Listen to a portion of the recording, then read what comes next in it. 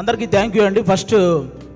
ఈరోజు మనం సినిమా వాళ్ళ గురించి మాట్లాడుకుందాం, 2 సినిమాని చంపేసే వాళ్ళ గురించి మాట్లాడుకుందాం, 3 మన సినిమా గురించి మాట్లాడుకుందాం. ఓకేనా? ఓకే. కానీ తెలుగు సినిమా అనగానే ఎక్కడ ఏ ఈవెంట్ జరిగినా ఇలా వచ్చేసే ముందు తెలుగు ఆడియన్స్ అందరికీ కూడా థ్యాంక్ యూ సో మచ్ అండి. ఎందుకంటే తెలుగు సినిమా అంటేనే ఒక ఎమోషన్ అనమాట. రీసెంట్గా మీరు చూసే ఉంటారు, వారణాసి మూవీ నుంచి ఆ చిన్న మహేష్ బాబు గారి క్లిమ్స్ రాగానే మైండ్ పోయింది, అసలు అది మైండ్లో నుంచే పోవట్లేదు. అంటే ఈ దెబ్బతో అవతారు కూడా జై బాబు అనాల్సిందే, అలా ఉందన్నమాట. అది ఆల్మోస్ట్ అంటే తెలుగు సినిమా అనగానే గౌరవంగా నమస్కారం పెట్టేలా చేసింది నందమూరి తారక రామారావు గారు, అక్కినేని నాగేశ్వరరావు గారు. అయితే తెలుగు సినిమా అనగానే గర్వంగా శాల్యూట్ కొట్టేలా చేసింది మెగాస్టార్ చిరంజీవి గారు. అయితే తెలుగు సినిమా అనగానే ప్రపంచంలో మనం ఏ మూలకు వెళ్ళినా నేను తెలుగునిరా అని ధైర్యంగా చెప్పుకునేలా చేసింది మాత్రం ఎస్ఎస్ రాజమౌళి గారండి.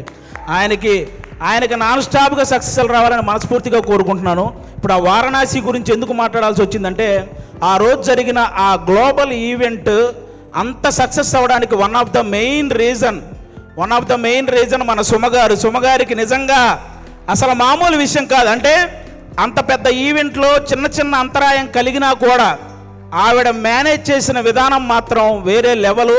అందుకే సుమగారికి ఒక్కసారి గట్టిగా క్లాప్స్ కొట్టాలి ఆ విషయంలో మాత్రం. అదొక్కటే కాదు, ఈ ప్రేమ అంటే సినిమా కంటే ముందు మీకు అసలు సుమ అంటే ఏంటో చెప్తాను మీకు. అసలు జనరల్గా మీరు Sukumar universe, Lokesh Kanagaraj universe, Sujeeth universe ఇవన్నీ చూసుంటారు కదా. కానీ సుమ యూనివర్స్ అనేది వీటన్నిటికంటే పెద్దది. ఎందుకంటే ఒక డైరెక్టర్ తన ముందు సినిమాకి తర్వాత వచ్చే సినిమాకి మధ్య ఒక లింక్ ఉంటే దాన్ని యూనివర్స్ అంటారు కదా. కానీ ఏ ఇండస్ట్రీకి సంబంధించిన ఏ డైరెక్టర్ సినిమా తీసినా ఆ సినిమాకి సుమ గారి యాంకరింగ్కి మధ్య ఒక లింక్ ఉంటుంది, దాన్నే సుమ యూనివర్స్ అంటారు. అందుకే ఆ యూనివర్సే అన్నిటికంటే పెద్దదనమాట. అసలు సుమ అనే పేరులోనే ఉంది. ఎస్ అంటే సక్సెస్ఫుల్గా, యు అంటే అల్టిమేట్గా, ఎం అంటే మీనింగ్ఫుల్గా, ఏ అంటే యాంకరింగ్ చేసేదే మన సుమ గారు. మామూలు విషయం కాదు. అంటే జనరల్గా ఒక తెలుగువాడిగా పుట్టి ఎక్కడో కేరళలో ఉన్న వాళ్ళ చేత మనవాడరా అనిపించుకున్న అల్లు అర్జున్ గారు ఎంత గ్రేటో, ఒక కేరళ అమ్మాయిగా పుట్టి తెలుగు వాళ్ళందరి చేత మన అమ్మాయిరా అనిపించుకున్న సుమగారు కూడా అంతే గ్రేట్ అబ్బా. అంటే తను ఒక కూతురుగా వాళ్ళ అమ్మను బాగా చూసుకుంటూ, ఒక భార్యగా తన భర్తను బాగా చూసుకుంటూ, అలాగే ఒక తల్లిగా తన కొడుకు కూతుర్ని బాగా చూసుకుంటూ, ఒక యాంకర్గా ఇంతమందిని ఎంటర్టైన్ చేస్తూ బాగా చూసుకుంటుందంటే అది మామూలు విషయం. బేసిక్గా హీరోల్లో ఫ్యామిలీ హీరోలు ఉంటారు, మామూలు హీరోలు ఉంటారు. అలాగే యాంకర్లో కూడా మామూలు యాంకర్లు, ఫ్యామిలీ యాంకర్లు ఉంటారు. ఫ్యామిలీ హీరో విక్టరీ వెంకటేష్ గారు అయితే ఫ్యామిలీ యాంకర్ మన సుమ గారు. అంటే తెలుగు సినిమా ఇండస్ట్రీకి అమ్మాయిలు రావాలంటే ఎక్స్పోజింగ్ చెయ్యాలి, లేకపోతే కమిట్మెంట్ ఇవ్వాలి, ఇలాంటి తప్పుడు ప్రచారాలు చేస్తూ చాలామంది చెప్తుంటారు. కానీ టాలెంట్ ఉంటే అవేం చెయ్యక్కర్లేదు అని నిరూపించినటువంటి మహిళ మన సుమ గారు. అంటే మెగాస్టార్ చిరంజీవి గారిని చూసి ఎంతమంది అబ్బాయిలు అయితే ఇన్స్పిరేషన్గా తీసుకొని ఇండస్ట్రీకి వచ్చారో, అలా సుమ గారిని ఇన్స్పిరేషన్గా తీసుకొని ఇండస్ట్రీకి వచ్చిన అమ్మాయిలు చాలామంది ఉన్నారు. ఆ విధంగా కూడా ఆమెకి హ్యాట్స్ ఆఫ్ చెప్పుకోవాలి. ఒక ఈవెంట్ అంటే ఆల్మోస్ట్ 4 గంటలు నిలబడి ఆవిడ ఒక్కటే ఎంటర్టైన్ చేస్తూ ఉంటుంది. అలాగే ఒక టీవీ షో చేయాలంటే ఆల్మోస్ట్ 14 గంటలు నిలబడాలి. అంటే ఈవెన్ లేడీస్ ప్రాబ్లమ్స్ ఉన్నా కూడా ఆ పెయిన్ ఫేస్ మీద తెలియకుండా ఇంతమందిని ఎంటర్టైన్ చేస్తూ వస్తుంది. అంటే తను నిలబడి ఒక షోని నిలబెట్టగలిగే ఏకైక యాంకర్ మన సుమ గారు.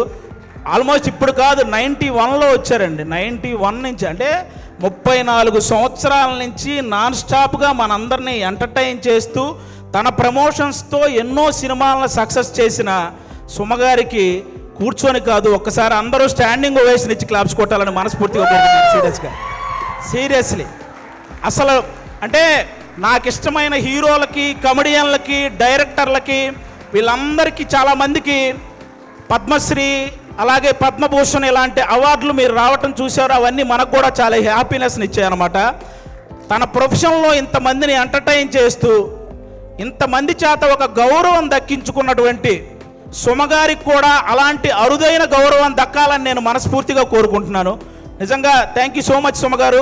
మీతో పాటు ఈ సినిమాలో చేయడం నిజంగా మా అందరి అదృష్టం. అది నేను షోల్లో చాలాసార్లు అప్పుడప్పుడు ఈవెంట్స్లో చేశాను, కానీ ఒక ఫుల్ ప్లెడ్జ్డ్గా ఎప్పుడూ మీతో పాటు ఒక ట్రావెల్ చేయలేదు. ఈ సినిమాలో చేయగలిగాను కాబట్టి నిజంగా థ్యాంక్ యూ సో మచ్ అండి దానికి. Thank you. ఇప్పుడు అది ఒక్కటే మాట, అంటే నేను మళ్ళీ మీ మీద పని చేస్తే ఈ సీరియస్నెస్ అంతా పోతుంది. సో నేను దీన్ని చాలా సీరియస్గానే తీసుకుంటున్నాను. అండ్ అలాగే అది అయిపోయింది కాబట్టి టాపిక్, వెనకాల వచ్చింది మా అక్క అనుకున్నారు, మా అమ్మ. మీ అమ్మగారు? అవును, యంగ్ అండ్ డైనమిక్. అది థ్యాంక్ యూ సో మచ్ అండి. అలాగే ఇప్పుడు మనం సినిమా వాళ్ళ గురించి మాట్లాడుకున్నాం, ఇప్పుడు సినిమాని చంపేసే వాళ్ళ గురించి మాట్లాడుకుందాం, ఓకేనా? బేసిక్గా సినిమా ఇండస్ట్రీలో ఉన్న పెద్ద పెద్ద వాళ్ళందరికీ ఒకే ఒక్క ఇదండి, ఎవరైతే సినిమా ఇండస్ట్రీలో రైటర్స్ ఉంటారో వాళ్ళని మాత్రం ఇంకొంచెం కేరింగ్గా ఇంకొంచెం వాల్యూ ఇవ్వాలని వాళ్ళకి నేను మనస్ఫూర్తిగా కోరుకుంటున్నాను. ఎందుకంటే రైటర్ అంటే వాడు ఇచ్చింది తీసుకుంటూ చెప్పింది రాసుకుంటూ వెళ్ళిపోతాడనే ఒక చిన్న ఆలోచన నుంచి రైటర్ అనేవాడు ఒక్కసారి నాకు ఎందుకులే అనుకుంటే ఇండస్ట్రీలో ఎవ్వరికీ పని ఉండదు అనే ఒక పెద్ద ఆలోచన చేయాలని నేను మనస్ఫూర్తిగా కోరుకుంటున్నాను. ఎందుకంటే సినిమా ఇండస్ట్రీకి రైటర్ అనేవాడే ఒక హార్ట్ లాంటి వాడు. గుండె కొట్టుకోకపోతే ప్రాణం పోద్ది, అలాగే రైటర్ అనేవాడు పెన్ను పట్టుకోకపోతే ఖచ్చితంగా సినిమా పోద్ది. అందుకే రైటర్లందరినీ ఒక్కసారి సినిమా ఇండస్ట్రీలో ఉన్న రైటర్లందరినీ గ్యాదర్ చేసి వాళ్ళ కష్టసుఖాలు తెలుసుకొని వాళ్ళకు ఒక నూతన ఉత్సాహాన్ని ఇస్తే ఆటోమేటిక్గా మంచి సినిమాలు వస్తూ ఉంటాయి. ఎందుకంటే 1000 కోట్లకు సంబంధించిన వారణాసి లాంటి ప్రాజెక్ట్ రాయగలిగిన రైటర్లు కూడా మన దగ్గర ఉన్నారు. కానీ కనీసం వాళ్ళ అమ్మకి 1000 రూపాయల మందులు కొనుక్కునే స్థితి కూడా లేక వాళ్ళ టాలెంట్ అలాగే వెనకపడిపోతూ ఉంది. అలా రైటర్స్ అందరినీ ఒక్కసారి గ్యాదర్ చేసి వాళ్ళకు ఒక నూతన ఉత్సాహం ఇవ్వాలని సినిమా ఇండస్ట్రీ పెద్దవాళ్ళందరికీ నేను ఒకసారి మనస్ఫూర్తిగా కోరుకుంటున్నాను. అలాగే మీరందరూ గమనిస్తే ఆల్మోస్ట్ సంవత్సరానికి 150-200 సినిమాలు రిలీజ్ అయితే పట్టుమని 10 సినిమాలు కూడా ఆడట్లేదు సినిమా ఇండస్ట్రీలో. అంటే సినిమాలేమో ఆకాశంలో చుక్కల్లాగా లెక్క పెట్టలేనని వస్తున్నాయి, హిట్లు మాత్రం మన చేతికున్న వేళలాగా లెక్కబట్టగలిగే అన్ని కూడా రావట్లేదు. అంటే దానికి అంటే ఏదైతే ఎంత కష్టం వచ్చినా నిలబడ్డ ఆ 4 ప్రొడ్యూసర్లు వాళ్ళ సంగతి పక్కన పెడితే ఎంతమంది ప్రొడ్యూసర్లు ఇలా వచ్చి మళ్ళీ అలా ఊరెళ్ళిపోతున్నారో మీకు తెలియదు. అంటే కొన్ని 100 కోట్ల నష్టం అవి భరించలేక మళ్ళీ తెచ్చుకున్న పరువును కాపాడు కోసం ఆ ఇస్త్రీ చొక్కాలు వేసుకొని ఈఎంఐలు కడుతూ ఉన్న ప్రొడ్యూసర్లు ఇంకా చాలామంది ఉన్నారు. అంటే దేనికంటే ఇదంతా ప్రతి ఒక్కరు ఏదో ఒక సలహా ఇచ్చేయడమే. మలయాళంలో మంజుమాల బాయ్స్ అని ఒక సినిమా చూసి అలాంటి సినిమా మన వాళ్ళు ఎందుకంటే తీరండి అని, పోనీ అలాంటి సినిమా మన వాళ్ళు తీస్తే అందులో ఐటమ్ సాంగ్ పెట్టలేదని ఏడుస్తారు. పోనీ ఏదో ఫ్రెష్ కంటెంట్ ఉండాలి కదండి, ఫ్రెష్ కంటెంట్ కావాలి కదండి, ఫ్రెష్ కంటెంట్ తీసి రిలీజ్ చేస్తే రిలీజ్ రోజు ఫ్లాప్ చేసేసి రిలీజ్కి వచ్చి పాటలు పాడుతుంటారు. రూబా రూబా సదాశివ సన్యాసి ఇలా పాడేస్తుంటారు రిలీజులకు వచ్చి. రిలీజ్ రోజు మనకి అయ్యేం తెలియదు. అలా అంటే ఆ విధంగా ఎవరికి వాళ్ళు సలహాలు ఇచ్చేసి ఆ సినిమాని ఏదో రూపంలో చంపేస్తూ వస్తున్నారు. దానివల్ల ఎక్కువ నష్టం ప్రొడ్యూసర్లకే జరుగుతుంది. వీటన్నిటికంటే ఏదైతే కొన్ని సంవత్సరాల నుంచి మన తెలుగు సినిమాకి బొమ్మ చూపించిన ఐబొమ్మ అనేది ఒకటి ఉందో ఆ దరిద్రం ఇప్పటితో అయితే పోయింది. కానీ దానికంటే పెద్ద దరిద్రం ఏముందంటే సోషల్ మీడియాలో వచ్చే నెగిటివిటీ. అంటే లెజెండరీ యాక్టర్స్ దగ్గర నుంచి ఇప్పుడిప్పుడే ఎదుగుదామని వస్తున్న ప్రతి యాక్టర్ మీద కూడా సోషల్ మీడియాలో విపరీతమైన నెగిటివిటీ. అది కొంతమందికి ఇప్పుడు నాలాంటి వాడు మీరు చేశారనుకో నాకు పెద్ద బాధ ఏమి ఉండదు, నేను మా ఇంట్లో అమ్మా నాన్నలకు నేను చెప్పుకోగలను, అవేం పర్లేదు నేను చూసుకుంటాను.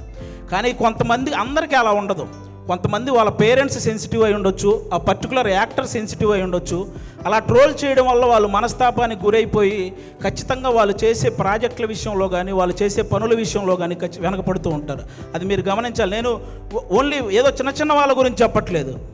మన తెలుగు సినిమాని ఆల్మోస్ట్ మన దేశాన్ని తలెత్తుకునేలా చేసిన రాజమౌళి గారు లాంటి వాళ్ళే ఒక పోస్టర్ వదిలితే దాని మీద ట్రోల్ చేసి ఆయన్ను కూడా తలదించుకునేలా చేస్తున్నాం. అరే ఒక అనుకున్న ఈవెంట్లో అనుకున్న టైం ప్రకారం ఒక గ్లిమ్స్ ప్లే అవ్వలేదని ఎమోషనల్ అయ్యాడు. అంటే ఆయనకు ఆ సినిమా పట్ల ఉన్న హార్డ్ వర్క్ గురించి, ఆయనకు ఆ సినిమా పట్ల ఉన్న డెడికేషన్ గురించి మనం హ్యాట్స్ ఆఫ్ చెప్పాల్సింది పోయి అందులో కూడా ఏవో కారణాలు వెతుక్కొని ఎలాగోలాగ ట్రోల్ చేయాలి.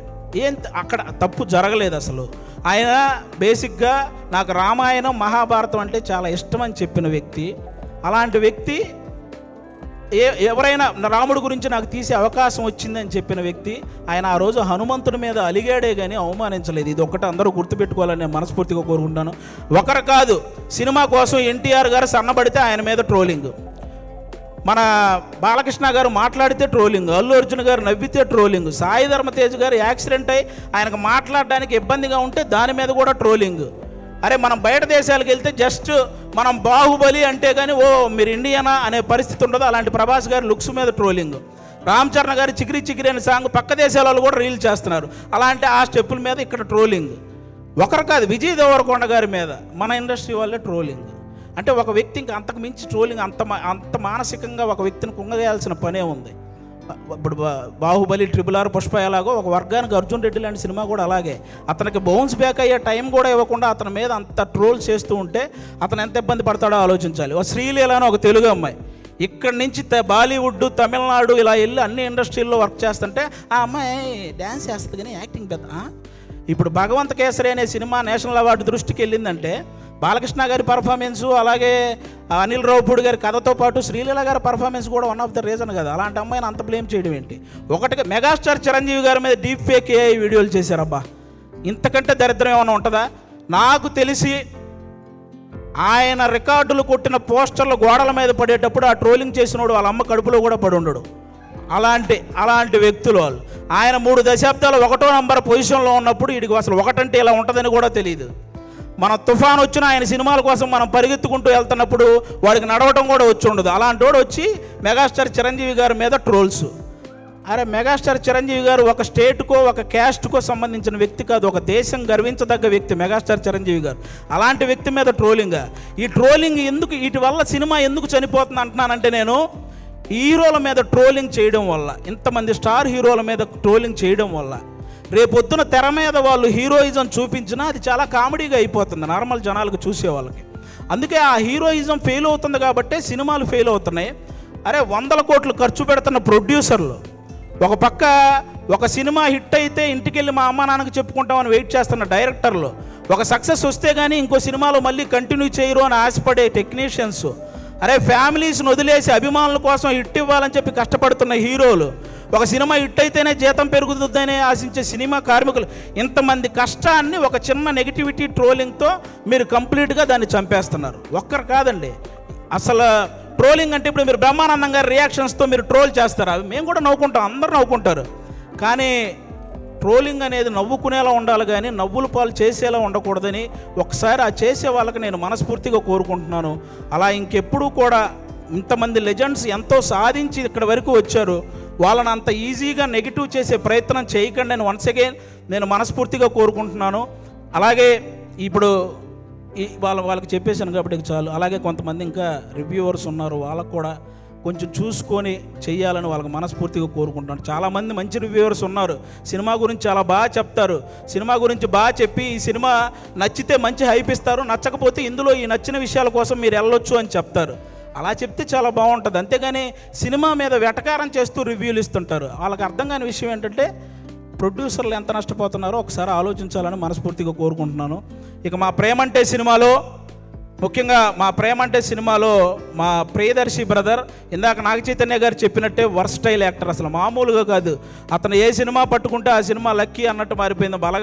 బలగం చూసినప్పుడు కానీ, అతను కోర్టు సినిమా చూసినప్పుడు కానీ, మల్లేశం చూసినప్పుడు కానీ, సారంగపాణి జాతకం సినిమా చూసినప్పుడు కానీ అతని పర్ఫార్మెన్స్ ఎప్పటికప్పుడు వేరియేషన్స్ చూయించుకుంటూ వస్తూ, అంటే చాలామంది ప్రొడ్యూసర్లకి ప్రియదర్శి ఇలాంటి వాడితో సినిమా తీస్తే మనం తక్కువ బడ్జెట్ పెట్టుకోవచ్చు, ఎక్కువ లాభాలు పొందొచ్చు అనే ఫీలింగ్ అతని మీద ఉంది.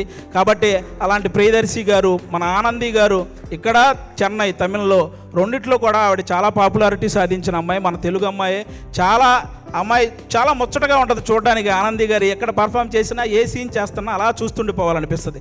మన ఆనందిని, ప్రియదర్శిని హీరోయిన్లు అనడం కంటే కూడా వాళ్ళిద్దరిని పర్ఫార్మర్లు అనడం అనేది నాకు అది చాలా బాగుంటుంది అనిపిస్తుంది. ఎందుకంటే అంత బాగా పర్ఫామ్ చేస్తారు. వాళ్ళిద్దరికీ కూడా థ్యాంక్ యూ సో మచ్. మా నవనీత్ బ్రదర్ డెబ్యూ డైరెక్టర్, మీరందరూ ఆ నవనీత్ బ్రదర్ని ఎంకరేజ్ చేయాలి. ఒక డెబ్యూ డైరెక్టర్కి ఎన్నో కళలు ఉంటాయి, ఆ కళల్ని మీరు సాకారం చేయాలని ప్రేక్షకులందరినీ మనస్ఫూర్తిగా కోరుకుంటున్నాను. ఈ November 21న థియేటర్లోకి అందరూ వెళ్ళి మా ప్రేమంటే సినిమా చూసి ఎంజాయ్ చేయాలని వన్స్ అగైన్ అందరికీ థ్యాంక్ యూ సో మచ్ ప్రేక్షకులందరూ. Thank you.